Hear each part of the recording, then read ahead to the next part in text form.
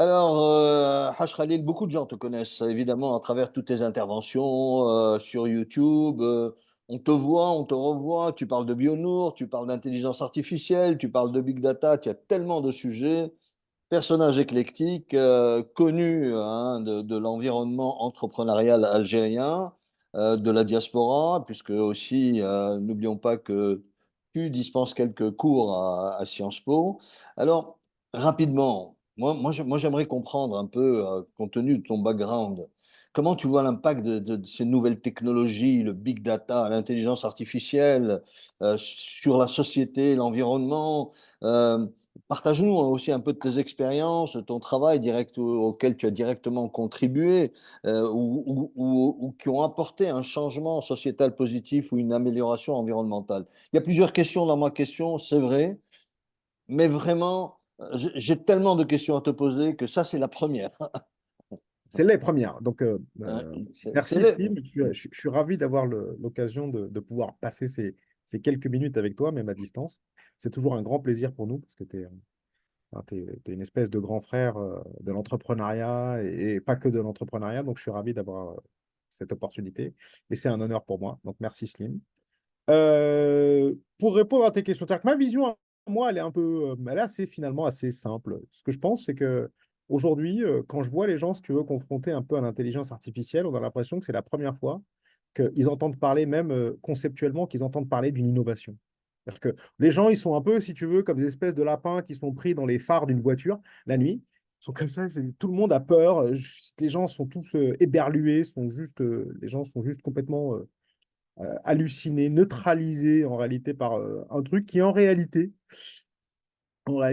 pour moi, de mon point de vue, n'est ni plus ni moins que la continuité de la mécanique des innovations technologiques. C'est-à-dire que l'humain, depuis Lucie, depuis les anthropes, depuis depuis les australopithèques, l'humain, il innove. Tu vois. Donc là, bah, c'est juste en fait la phase finale de la mécanique d'innovation qui, d'ailleurs, euh, euh, amène en réalité, quand on regarde, quand on prend un peu de recul, amène les mêmes choses que toutes les évolutions.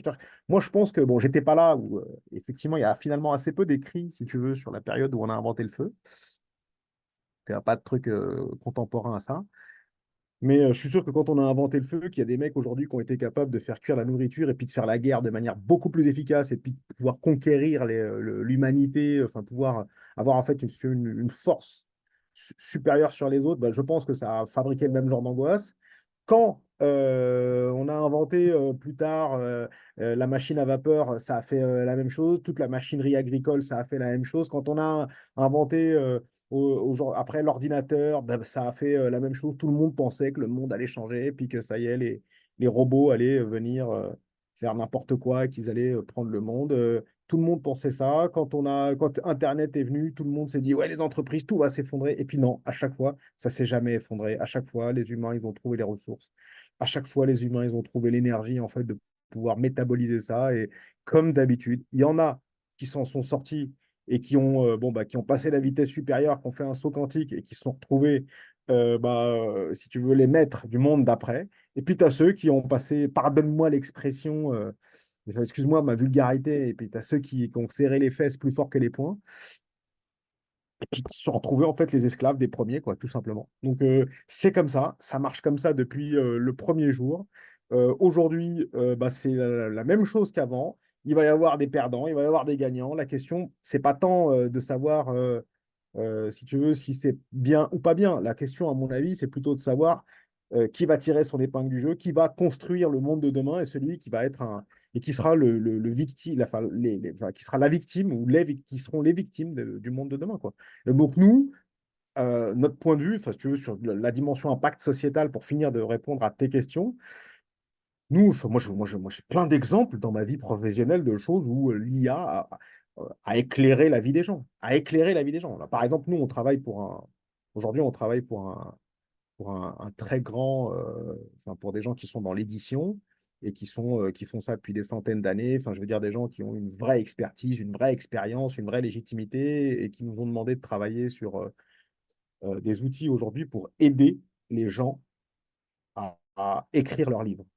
Et derrière, il y a un projet philosophique et un projet humain qui est extraordinaire. C'est que écrire un livre, c'est finalement se rencontrer soi-même. Se rencontrer soi-même, c'est faire un saut en termes de qualité de liberté qui est juste extraordinaire. Et aujourd'hui, effectivement, tu as des outils d'IA qui, enfin, nous, on a codé un truc aujourd'hui qui permet, ça, c'est assez fascinant, hein. Moi, quand je vois les gens qui l'utilisent, bah, il y en a qui, enfin, les gens sont fascinés de cette rencontre avec eux-mêmes. Sont fascinés de ce moment, en fait, où, si tu veux, ils ouvrent les yeux, où ils se rendent compte, en fait, de l'univers du possible avec eux comme base, avec eux comme point de départ. Tu vois.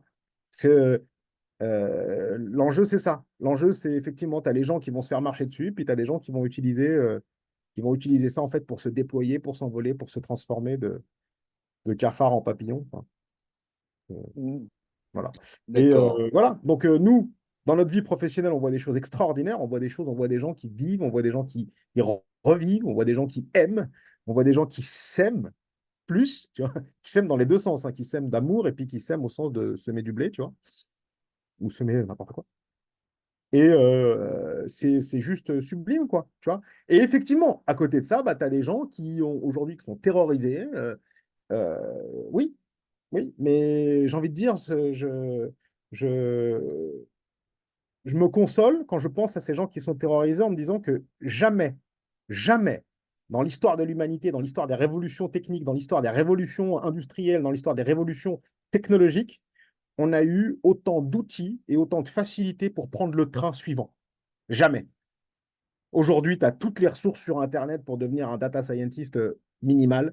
Tu as toutes les ressources aujourd'hui sur Internet pour comprendre ce qui se passe. Tu as tout ce qui existe. Je veux dire, quand, par exemple, au XVIIIe siècle, au début, enfin, pendant le XIXe siècle, quand les mecs, ils ont inventé les premières machines à vapeur, je peux te dire, mon chéri, que pour, dans son garage, fabriquer une machine à vapeur, il fallait s'amuser. C'était juste impossible. Aujourd'hui, n'importe qui d'un peu futé avec l'électricité, avec Internet, avec un cerveau qui fonctionne bien et avec une vraie volonté, peut commencer à fabriquer des algorithmes et, enfin, et participer à cette révolution. Donc, ouais, il y en a qui vont être écrasés, c'est vrai, mais enfin, je veux dire, euh, on a, on n'a jamais eu autant de chances de ne pas l'être. Voilà. Excellent. Et c'est beau. Moi, je te dis, j'assiste constamment en permanence à des gens qui voient ça comme une révolution extraordinaire. Aujourd'hui, tu as des gens qui, comme je te dis, dans le domaine de l'écriture, se rencontrent eux-mêmes. Tu te rends compte? Le nombre de gens dans ma vie, moi, que j'avais vu, tu vois, qui sont passés à côté d'eux-mêmes, qui ont vécu une vie parallèle à eux-mêmes. Ils ont vécu à côté d'eux-mêmes. C'est un peu comme cette expression qu'on utilisait quand mais qu'ils ont vécu à côté de leur pompe. Tu vois, les gens, les humains. Et là, aujourd'hui, tu as quelque chose qui, quand c'est structuré correctement, permet de mettre à ta disposition les expertises qui, d'habitude, étaient réservées à une infime minorité de gens. Une infime minorité de gens. Donc, il y a un potentiel démocratique, un potentiel de libération, un potentiel aujourd'hui, si tu veux, d'accroissement et un potentiel, si tu veux, de conquête de soi qui est juste extraordinaire. Et ça, je te le dis, c'est juste un domaine, mais tu en as dans plein d'autres. Aujourd'hui, la vérité, c'est que tu as quand même les trois quarts des Africains qui sont soignés d'une manière scandaleuse. Scandaleuse. Moi, j'ai encore eu un cas, là, il y a 6 mois, où on a des mecs qui nous ont demandé de travailler sur un algo pour savoir comment on pouvait faire du diagnostic automatique, parce qu'en Afrique, il y a quelqu'un à qui on a enlevé, ils lui ont enlevé, ils lui ont enlevé la moitié de son intestin pour une erreur de diagnostic. Ça, c'est des choses qu'on peut résoudre avec des algos. Enfin, des erreurs grossières, si tu veux, aussi grossières sur des diagnostics aussi, en réalité, finalement, et je dis bien entre plusieurs guillemets, assez simples, c'est des choses qu'on peut résoudre par des algos. Tu as les trois quarts de l'humanité aujourd'hui qui sont soignés de manière absolument scandaleuse. Pas que l'Afrique, en réalité, quand j'y pense. Et ça peut se régler. Donc, ouais, se rencontrer soi-même, se soigner mieux, vivre mieux, être à l'écoute des autres, c'est des choses auxquelles moi j'assiste, quoi. Tu vois. Et ouais, alors à côté, tout ça, aujourd'hui, on ne parle que de la terreur des gens. Et la terreur, elle est légitime. Attention, je l'entends et je la respecte. Je dis juste que objectivement et factuellement, on a des outils extraordinaires et que là, il y a une opportunité enfin moi, pour moi, qui ne s'est jamais présentée. Même à l'époque de la Grèce antique, quand les mecs ils inventent la philosophie, c'était réservé à 5000 personnes. Oui, c'était colossal comme avancée. Hein. Cette espèce d'idée, cette espèce d'affrontement philosophique entre Aristote et Platon. Hein. Il y en a un qui te dit qu'il faut être pragmatique et qu'il faut regarder vers le sol et regarder, en fait, si tu veux, la réalité, le caractère empirique. Et l'autre qui te dit, non, mais moi, ce qui m'intéresse, c'est l'ascension platonicienne, c'est la contemplation des idéaux et du monde idéal. Bon, effectivement, la finalité de ça, c'est que ça a fabriqué un modèle qui est celui de la République, qui a structuré les démocraties pour 2500 ans. C'est génial. Mais les mecs, enfin, ça sert à 5000 personnes. Aujourd'hui, ce que je te dis, c'est que ce truc euh, est à la portée de beaucoup, beaucoup, beaucoup de gens. Beaucoup de gens. Mais effectivement, il faut avoir de l'audace, il faut avoir du courage, il faut avoir de l'envie, faut avoir envie de se rencontrer. Hein. Et moi, je suis aussi fasciné par le nombre de gens qui ne s'intéressent pas. Je veux dire, mais oui, pour ceux qui ont envie de se rencontrer, pour ceux qui ont envie de faire des choses, pour ceux qui ont envie, si tu veux, de rendre ce monde meilleur, pour ceux qui ont envie de produire, pour ceux qui ont envie d'apporter aux autres, mais c'est juste sans précédent comme opportunité. Hadj, ce plaidoyer en faveur justement de cette nouvelle technologie qui est l'intelligence artificielle est vraiment fascinant. Alors attention, Il attention, pose, attention. Il faut que là, parce que les gens nous écoutent oui, et oui, oui, oui, non, mais c'est pas un attends. plaidoyer pour l'IA. Non, non, non, Moi, mais non, non, mon plaidoyer, c'est un plaidoyer pour l'humain. pour C'est-à-dire que l'humain. moi, Non, non, ce que mais je écoute. pense, ce que je demande, en fait, ce que je dis, moi, c'est que je crois dans la capacité de l'humain à métaboliser tout et à en faire de l'énergie qui lui servira. C'est ça, en fait, l'enjeu. Et l'IA n'est qu'une opportunité, en fait, si tu veux, de réalisation de notre humanité. D'où C'est ça qu'il faut comprendre. Ouais, d'où la notion de plaidoyer pour réduire les peurs. C'est ça. Laisse-moi un peu t'accompagner un peu Oh, mais accompagne-moi, parce que Slim, viens. tu as, Accompagne-moi, Slim, viens avec moi où tu veux, tu sais bien. tu as appelé Slim, tellement, tu as appelé tu sais comme je t'aime, tu sais ouais, comme je t'aime. tu as appelé tellement de questions, tu as appelé tellement de questions, mais la question de l'éthique est déterminante. C'est celle euh, qui pose véritablement des problèmes à beaucoup. Ceux qui s'inquiètent trouvent en la question de l'éthique une espèce d'exutoire à leur peur. C'est là Ouais, que oui, d'alibi. oui, Ouais, oui, d'alibi, ça leur voilà. donne le droit Ouais, de dire des voilà, méchancetés. voilà, exactement. Alors, je te laisse nous parler un peu de cette notion d'éthique que pose évidemment l'intégration du big data et de l'IA dans les entreprises, dans la vie quotidienne. Est-ce que tu as quelques stratégies pour surmonter ça ou des exemples spécifiques de défis que tu as rencontrés liés à cette éthique? Même si tu n'en as pas, ben, donne-nous ton point de vue sur le sujet. Moi, je suis fasciné par le nombre de gens qui parlent d'éthique et qui n'en maîtrisent même pas la définition. Tu vois, et genre, enfin, grosso modo, c'est une espèce effectivement de boulevard. Bon, on va faire simple. Parce que c'est un truc sur lequel on pourrait faire 8 thèses de doctorat, si tu veux, donc, mais si, entendons-nous sur une définition. Pour moi, l'éthique, si tu veux, c'est finalement concevoir des choses bien. La morale, c'est la réalisation de l'éthique, si tu veux, dans la réalité. Si tu veux, mais bon, euh, la vérité, c'est qu'aujourd'hui, euh, personne ne peut nier que l'IA est une opportunité de faire du bien. Personne ne peut nier. Donc en fait, si tu veux, la question d'éthique, en réalité, elle ne se pose pas. Elle ne se pose pas, en fait, si tu veux, comme les gens la posent. Ce qui est important, en réalité, à mon sens, hein, à mon humble sens, c'est plutôt de se dire, est-ce que ce truc qui est une opportunité de faire du bien, est-ce que nous, on va en faire du bien ou pas? Donc la question, en réalité, n'est pas celle de l'éthique de la technologie en elle-même. La question, c'est comme toujours, depuis qu'on se pose la question de l'éthique, c'est notre éthique à nous. C'est aujourd'hui la vraie vérité.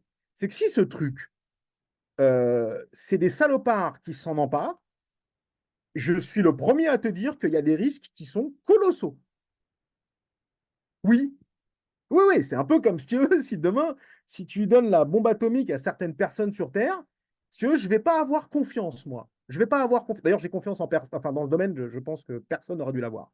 Mais une fois que, si tu veux, on n'a plus le choix, la question, c'est pas de savoir si l'atome est dangereux ou pas. La question, c'est de savoir si est-ce qu'il n'y a pas un crétin un jour qui va appuyer sur le bouton parce qu'il n'en a rien à faire des humains. Avec l'IA, la question de l'éthique se pose, à mon avis, dans les mêmes termes. Intrinsèquement, c'est pas bon ou mauvais.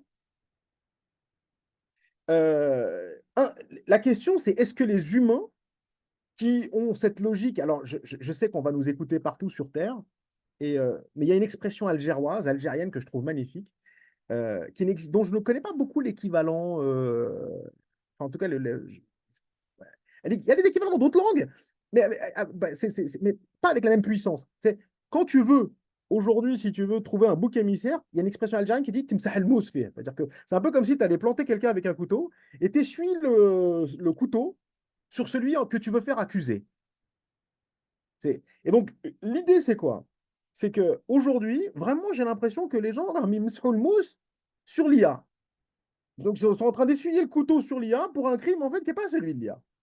Qui est en fait le crime de celui qui tient le couteau. Tu vois. Et nous, aujourd'hui, vraiment, hein, éthiquement, la question qu'il faut qu'on se pose, et qui est la même que celle qu'on se pose une fois de plus depuis la Rome antique, enfin, depuis qu'on a une espèce de philosophie, enfin, on a des traces de philosophie construite, parce que je pense qu'il y avait des philosophes avant, mais on n'a pas beaucoup de traces. Depuis, en fait, que ce moment se pose, la question, c'est qui sont les humains qui vont s'en emparer. Et moi, mon travail, ma mission, entre guillemets, ma petite mission, c'est de faire en sorte aujourd'hui que ce soit les meilleurs humains possibles qui s'en emparent, quoi. Et comme on ne sait pas qui sont les meilleurs humains, il faut en fait qu'il y ait le plus possible de gens qui s'en emparent et faire confiance, en fait, en réalité, à la nature des gens qui, je pense, malgré tout, inclinent au bien, malgré tout. Malgré tout, c'est-à-dire que même si effectivement il y a quand même des choses, quand tu les vois humainement, tu te poses des questions, malgré tout, je pense que plus il y a des gens, plus tu as un léger avantage pour le bien, et puis surtout, plus tôt tu as plus tu as une chance d'avoir des contre-pouvoirs et des gens qui s'équilibrent. Il ne faut pas que ça reste dans une petite poignée de main, tu vois. Il faut que donner ça au maximum de gens. Et quand on donne ça à des maximums de gens, je crois à la capacité de la vie en général à fabriquer des équilibres. Voilà. Euh, Écoute, là, j'ai deux questions qui vont conclure notre interview. Tu Ouais. peux les prendre dans quel sens? La première, c'est concernant les grandes tendances.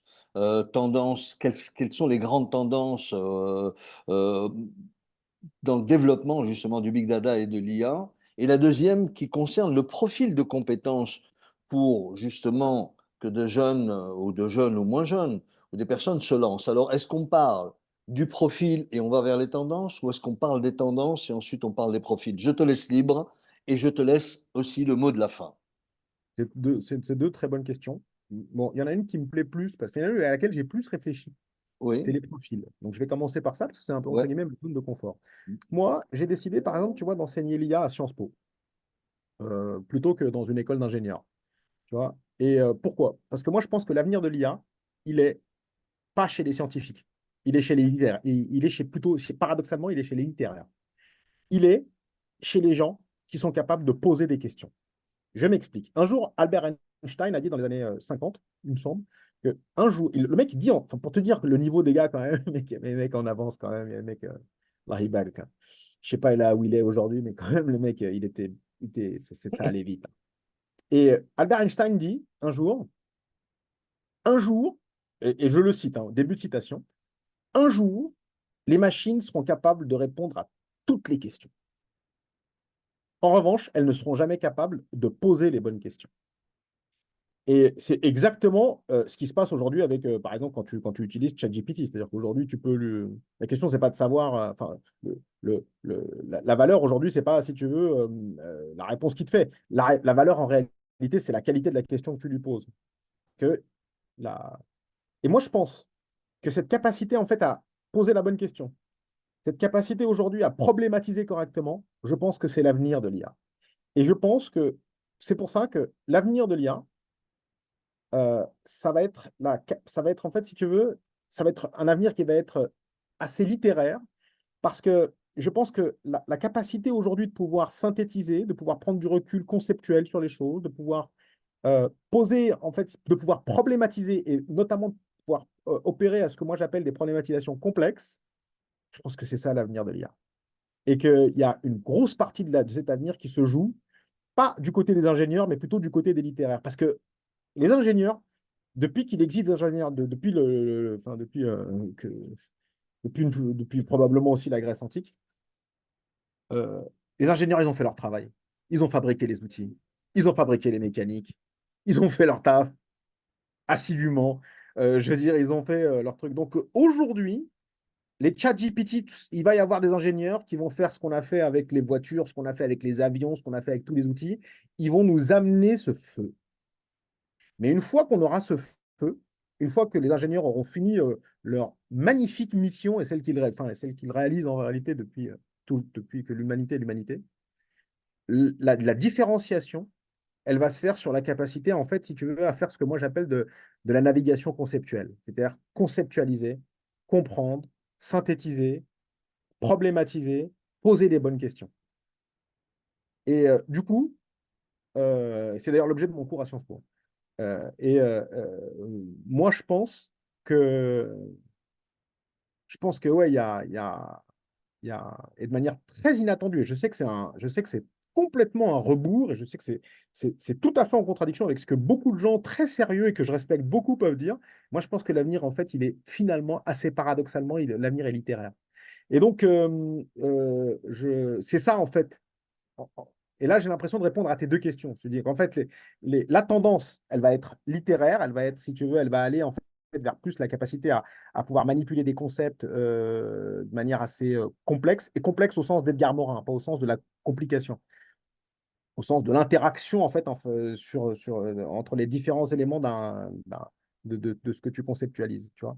Et, euh, ouais, donc ouais, la tendance, ça va être à mon avis la complexification, la, le talent pour la conceptualisation. Et donc les profils qui vont, à mon avis, qui vont faire la différence demain, ce sera ce genre de profil. Et tu vois ça partout. Aujourd'hui, par exemple, quand tu regardes un avion de chasse qui est un bijou de technologie. Il faut savoir qu'un avion de chasse, ça coûte plus cher que son poids en or. C'est dingue. Hein. Tu prends un avion de chasse, tu le pèses, le même poids d'or, ça coûte moins cher. Régulièrement, tu as ça. Bon, ça dépend du cours de l'or, mais en tout cas, souvent, c'est tout à fait comparable. Ça en dit long sur la qualité du travail et la rareté du travail des ingénieurs qui sont capables de faire ça. Et pourtant, le héros dans ça, c'est le pilote de chasse. Quand tu regardes Top Gun, ce qui t'intéresse, en fait, c'est Tom Cruise. C'est pas le mec aujourd'hui, si tu veux, qui a fabriqué le F-18 ou le Sukhoi 57, qui est simulé, en fait, enfin, qui représente, enfin, qui figure les. C'est pas ça. Ce qui compte, c'est le mec qui est capable de prendre 9G dans la gueule et puis qui est capable, en combat canon, en fait, de se battre à 3 contre 1. Et ben, je pense que dans l'IA, ce sera métaphoriquement la même chose. Il va y avoir des gens qui vont nous amener les Sukhoi 57 ou les F-18 ou les F-35 ou les F-22, enfin tout ce que tu veux, enfin le Rafale, ce que tu veux. Et ce qui va faire la différence, c'est la capacité de pilotage. C'est le combat canon. C'est le mec qui va dire, ouais, moi je suis capable de me battre à 3 contre 1. Tu vois. Et ça, c'est pas des maths. Ça, c'est pas de la physique, ça, c'est pas du code. Ça, il y a des gens qui ont cette audace, cette intelligence, cette spiritualité. Parce que je pense que, vraiment, et je parle pas de moi, mais je pense que la réussite pour moi est une question de foi, comme d'ailleurs tout. Mais là, pour le coup, c'est encore plus évident, quoi. Est-ce que je t'ai répondu, mon cher Slim? Parfaitement, mais je te dis encore une fois, j'ai employé le même mot que tu as employé à plusieurs reprises, c'est fascinant. Parce que tu nous as amené sur un sujet extrêmement intéressant, c'est celui justement du profil et des compétences. Et je suis extrêmement intéressé par ce sujet-là parce que je comprends ce que tu dis, dans le sens où si l'humain accumule déjà lui-même beaucoup de connaissances, il va être capable justement de conceptualiser ce que malheureusement les systèmes d'enseignement dans l'éducation des ingénieurs a oublié. Ils Alors ça, pensent que... j'en suis pas là. J'en suis pas là. Méfie-toi. tu étais presque, parce Non, que mais j'en suis pas là, parce que moi, non, parce quand qu'il tu y a des choses parles... que je pense, Oui, Slim, il y a des choses que je pense, mais que je peux pas dire parce que je les trouve un peu trop ouais, audacieuses. C'est-à-dire, d'accord. aujourd'hui, il y a quand même des écoles d'ingénieurs où on le fait. Il y a quand même Oui, il c'est y a des bien. gens où ça se produit. Donc, il faut Oui. pas non plus complètement Non, généraliser. non, non, Mais c'est pas, je ne peux pas généraliser, mais j'aime bien cette idée de voir des personnes formées à d'autres compétences venir justement se frotter à cet univers qui était hypothétiquement réservé à ceux qui ah ouais. maîtrisent Ah oui, les oui, mais bien sûr. mathématiques, les ingénieurs, les gens qu'on voit au-dessus du lot, mais qui finalement sont des humains. Et comme tu dis, pilote de Formule 1 ou pilote de chasse, ce sont des gens qui sont aux commandes de quelque chose qui n'a pas été fait par eux, qui a été fait par des ingénieurs et par des gens qui pensent et qui se posent les bonnes questions. C'est Alors, ça. je te donne encore 1 minute pour le mot de la fin. Le mot de la fin, Ouais. c'est que moi, j'ai l'impression qu'en fait, on a une opportunité pour que l'Afrique devienne l'Afrique. C'est-à-dire qu'aujourd'hui, si tu veux, finalement, les valeurs de l'IA, c'est les valeurs de l'Afrique. C'est parce que, grosso modo, cette espèce d'audace, d'énergie, cette espèce de capacité aujourd'hui à pouvoir à n'avoir rien à perdre et avoir en même temps l'opportunité de changer le monde et en même temps avoir plein de ressources. Moi, je trouve que l'esprit de l'Afrique est incroyablement aligné avec l'esprit de l'IA. Et c'est pour ça qu'aujourd'hui, je pense que nous, Africains, on a une carte à jouer qui est juste extraordinaire. Extraordinaire. Je vais dire, il y a aujourd'hui, on a une opportunité de pouvoir retourner la table à la régulière, hein, à la régulière, qui est juste extraordinaire, qui est fascinante. On va pouvoir le faire avec excellence, avec énergie, avec talent, avec audace, avec amour. Et moi, je vis ça comme vraiment, hein, comme enfin, une manifestation de la grâce divine, quoi. C'est un cadeau de Dieu, c'est un cadeau d'Allah. Je suis ravi, moi.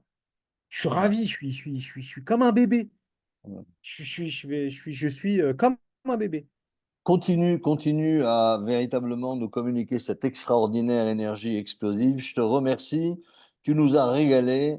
Je te dis à bientôt et pour une autre interview parce que j'ai quelques sujets. À Je bientôt. t'embrasse. Ciao, moi aussi. Ciao.